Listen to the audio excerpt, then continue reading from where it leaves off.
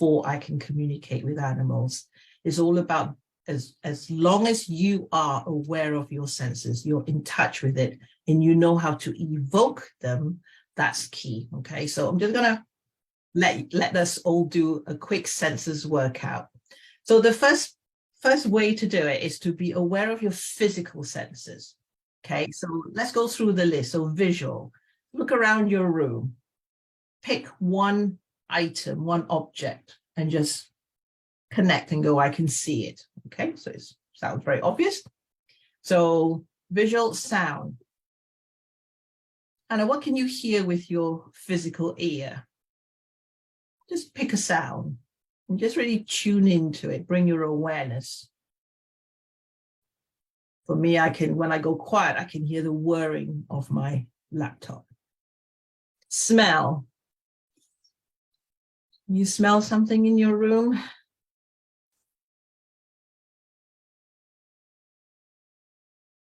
Taste. Aware of any taste in your mouth? Okay, emotion, what you're feeling right now.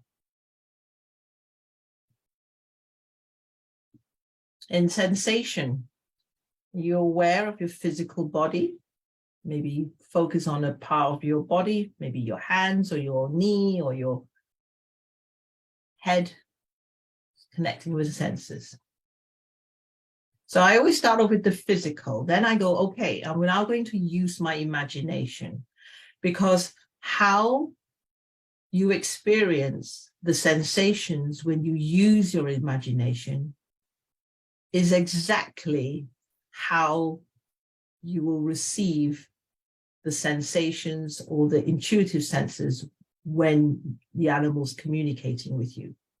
So that's why it's important not to dismiss your imagination.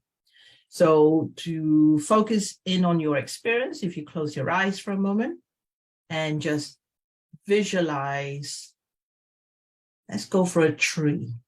Visualize a tree. Bring the image of that tree closer and closer to you.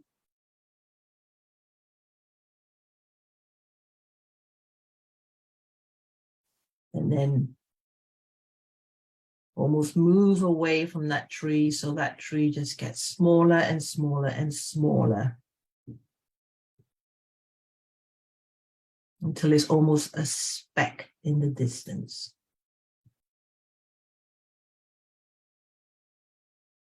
Okay, so now let's imagine a sound. Let's go for the clock ticking. Imagine the sound of a clock ticking. Imagine the ticking getting louder and louder.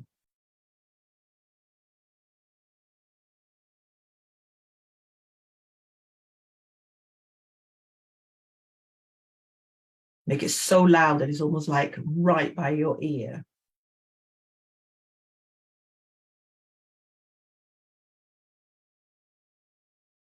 Okay, and then let that ticking fade away. Now imagine being able to smell a delicious smell. So if you like coffee, imagine the smell of coffee or freshly baked bread. And just be aware of how that smell comes to you as an imagination. How do you experience that smell?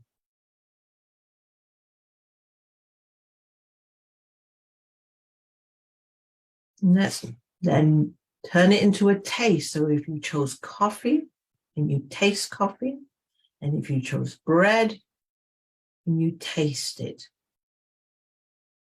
And again, just be aware of how you experience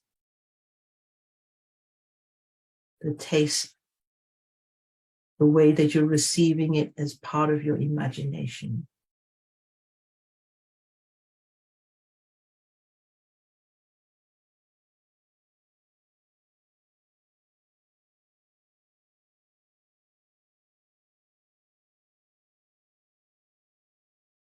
And now let's use imagination to feel. Imagine what it would feel like if you were on top of a mountain, assuming that you're not afraid of heights.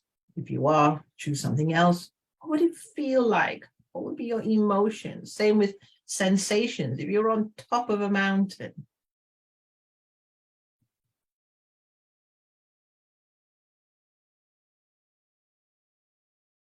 so again, it's connecting with how you experience emotions and sensations when you're using imagination.